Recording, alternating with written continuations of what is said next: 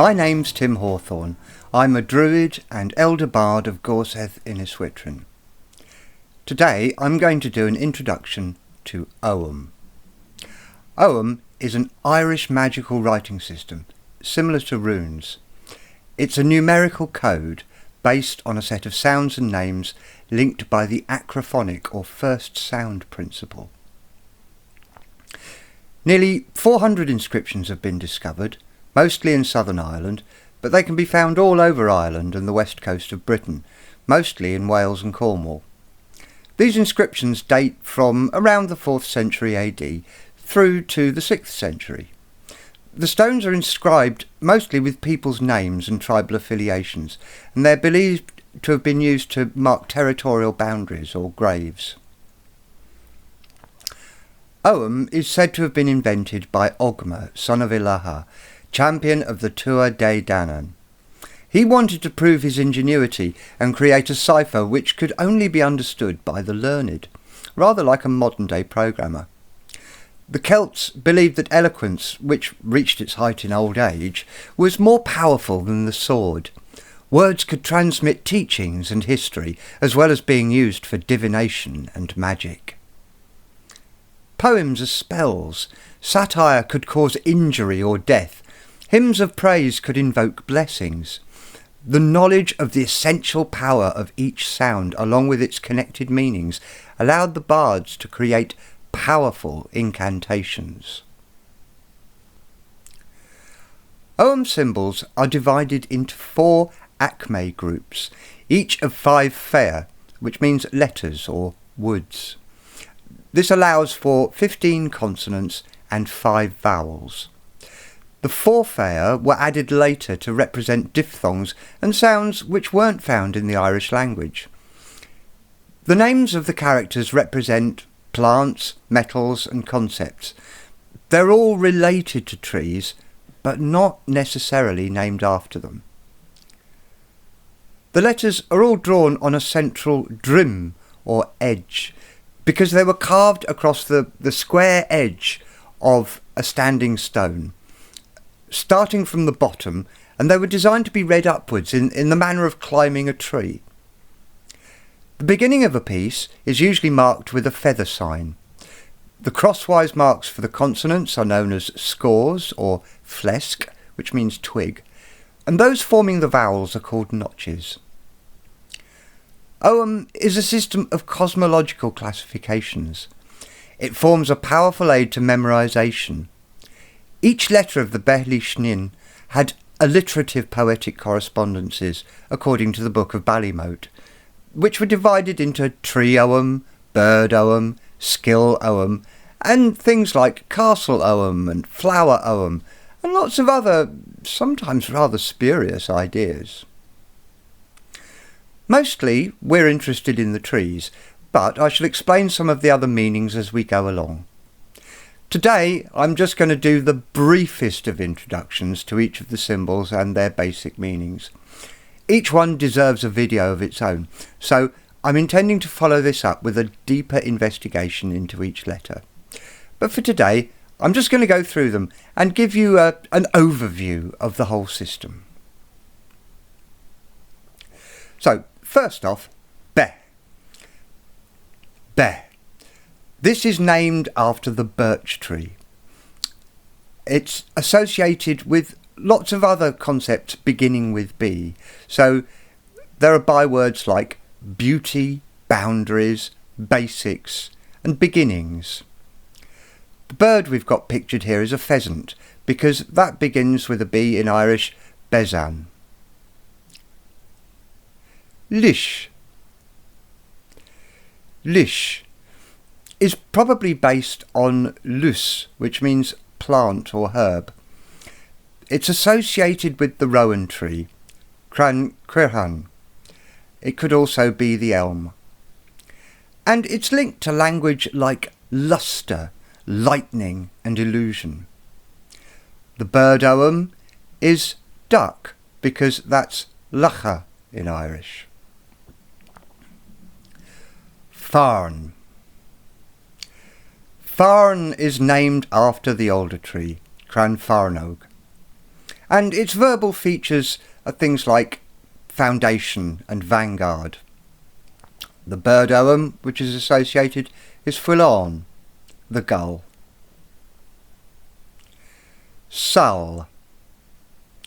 Sal is named after the willow tree. And sympathetic senses here are terms like sanctity and sorrow and soothing. The bird Ogham is Shoak, which is the hawk. Nin. Nin means branch fork. It's associated with the ash tree, Cran Fuinsioiga, and its nature is things like need, nativity, nakedness and nothingness. Its bird Ogham is the snipe, Nuiskach. Ua. Ua.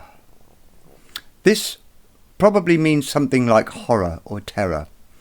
It's associated with the hawthorn, Skachial, and it harmonises with the concepts of home and hearth and hidden, and also unity in the sense of singularity. The bird Ogham is the night crow, Hadag. Deer. Deer is named for the oak, Crandarach, and its distinctive declarations are concepts like door, endurance, defence, depth and duality. Its bird Ogham is the wren, Drolin. Chinna. Chinna. Now, this actually means iron bar. Think along the terms of tine in English. It is associated with the holly tree, Cranquillan, and its token traits are things like truth, trade, tongue as in language, tussle and triplicity. Its bird Ogham is the starling, which is dridge in Irish. Coll. Coll is the hazel tree, Crancoil, and its correspondences are things like control, consciousness, clairvoyance and conjuring. Its associated bird is the crane, Cor. Cert. Now, cert actually means something like bush or rag, but it's associated with the apple tree, Cran Ul. And coherent concepts are things like questions, knowledge, curing and caring. And its bird Ogham is the hen, Kerk. Mwyn. Mwyn. Now, this means neck. It's also related to the upper back. But we associate it, I've got pictured here, the bramble, which is Drishog. In older texts, it's actually referred to as the vine, Finuin. And its mutual meanings are things like mischief, merriment, mead, moderation and motivation. Its bird Ogham is the titmus, Mintan. Gert. Gert means field, the kind of place you might want to grow grain. And it's associated with the ivy, Awen. It's a funny kind of tree, but there we go. The general gists of this station are grip, generosity and grace. And its bird Ogham is the mute swan, Geish. Nettle. Nettle probably means slaying or wounding, but it's related to the broom, Gilcach, which could also refer to the reed. There aren't any words beginning with ng in either Irish or English, so I'm not going to attempt any alliterations here. But the bird Ogham which is related to it is the goose, Gay. Strife. Strife means sulphur, and it's related to the blackthorn tree, dragon. The synonyms with this are things like zeal and skill, scheming, strategy and stamina. And its bird ogham is the thrush, smolach. Rish. Rish means reddening, and it's associated with the elder tree, trom, cran trom, because its berries make everything go red.